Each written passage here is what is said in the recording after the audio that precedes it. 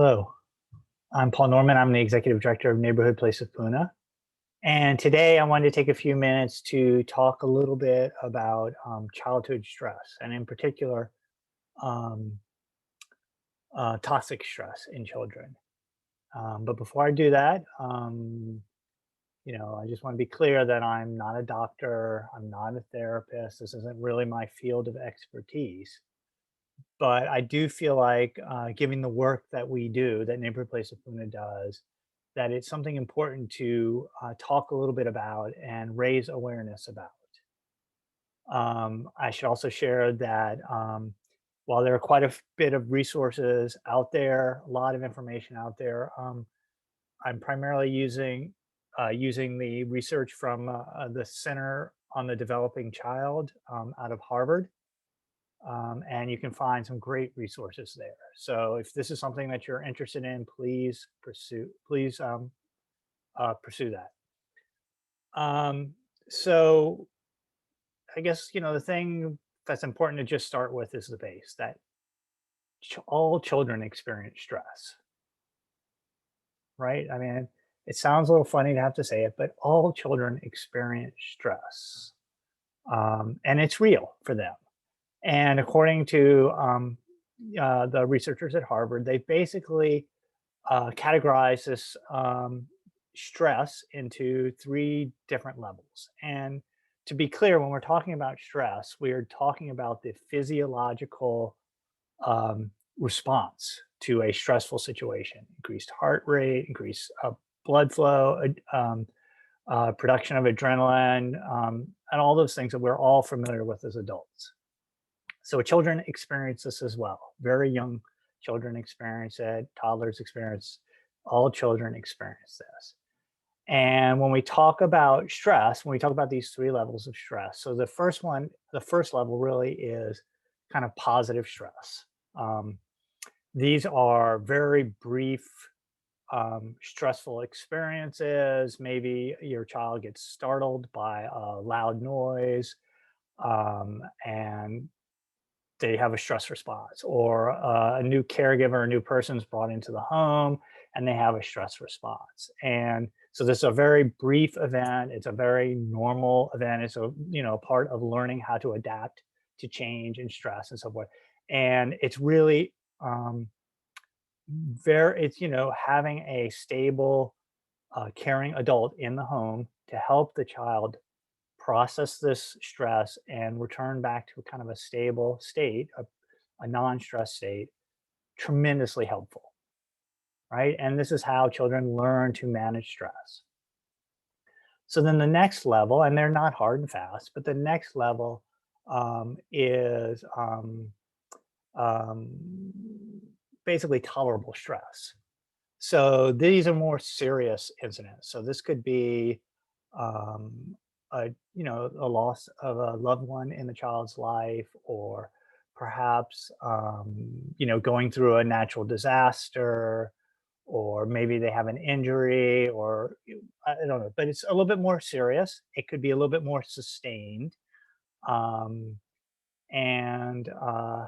again, with a stable, loving, caring adult, the child can move through this period of high stress and process it and return to a pre-state or non-stress state.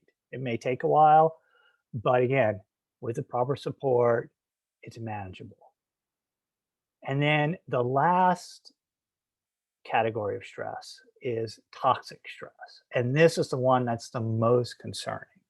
So, what makes stress toxic is that you or the child is in a perpetual stressed state. So their body is continually reacting in a stressful way, elevated heart rate, producing adrenaline, doing all those things your body does to survive a stressful situation, and it doesn't stop. That's what makes it toxic. There are a lot of things that could do that. So obviously, if the child is subjected to prolonged abuse, whether that's physical or emotional, um, that will produce toxic stress. If the child experiences prolonged neglect, that again can produce toxic stress. If there's continual violence in the home, child can experience toxic stress, or perhaps the child has to deal with a parent who's got a substance abuse problem or mental illness, again, who are unable, here the key is the parent, not only are they in this bad situation, but usually it's exacerbated because there's not a stable, nurturing parent available to help them. And then finally, one of the things that can result in toxic stress is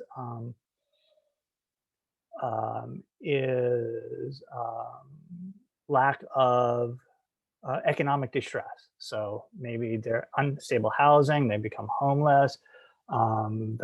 There's not enough food in the home, or the family's always stressed about finances.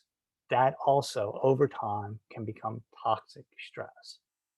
And I'll probably talk about this in future videos, but briefly, there's now a considerable amount of research that shows that toxic stress in children can create lifelong impacts, right? So these might include higher risk for heart disease, higher risk for substance use, higher risk for diabetes, higher risk for depression, these kinds of things. So it's both physiological and psychological changes that are happening. And again, there's a lot of concern out there that researchers and scientists are really just focusing on the negative. Having positive, supportive, nurturing adults in the child's life, consistently in the child's life, can help mitigate this tremendously. But of course, also making sure they have a place to live, a stable place to live, making sure that they have enough food to eat, making sure that they have the resources, that the parents themselves are have the skills that they need to help their children, to support their children in their development. And then one of the things, I kind of want to wrap up by debunking some myths. So I knew when I was growing up, and I still hear today, that a lot of parents, a lot of adults believe this myth that children don't remember these adverse experiences, that they forget. So first of all, it's a myth. So that's not true. Okay. So traumatic experiences, yes, you can have you can have amnesia associated with trauma, but mostly parents are thinking about it because a lot of children are developmentally very young. And there may be pre-speech or whatever it is, but the child's brain is recording this in some way, is taking in this information and does remember, even if it's not a completely conscious memory. So first of all, children experience stress and they remember, and their body remembers. And this toxic stress shapes the way the brain forms, the way the body forms. The term that a lot of scientists use is it changes the architecture of the brain. So if you're like a little skeptical when I say, oh, children remember, right? That it's a myth that children forget. I just wanted to share this last little bit with you, this last myth. So until the 1980s, it was believed by scientists and doctors that newborns did not experience pain, were incapable of experiencing pain. And so this is quite horrible actually to think about, but newborns were subjected to surgery without any kind of anesthesia and with very bad outcomes and very hard on the child. And it wasn't until a doctor did research and published his findings in the 1980s that everybody all of a sudden accept, they recognize that yes, newborns do experience pain and we should treat that. We should use pain management and anesthesia. So, you know, we need to recognize that these myths, even though they've been around for a long time, they are myths. Children remember. Children do experience stress. That stress is significant. And you, as an adult, we as adults can help children navigate that. And we can also work together to create an environment that minimizes um, the stressful, to minimize the stress in children's lives. Lives. So, for example, making sure they have homes, making sure every child has a home. Children are the most vulnerable members of our society. They're also our future. The way we treat our children now, the way we help our children now, the way we nurture our children now, um, is laying the foundation for our future. So if we want a better future for ourselves, for our community, for our society, then we need to really focus on taking care of our children. So a little serious today, but super, super, super important. So if you want to find out a little bit more about what Neighborhood Place of Puna does, please visit us at neighborhoodplaceofpuna.org.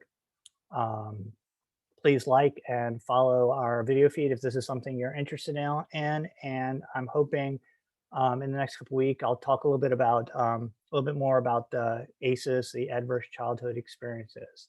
And in the meantime, just remember that together we can create a community in which every child grows up in a nurturing, stable, safe home. Aloha.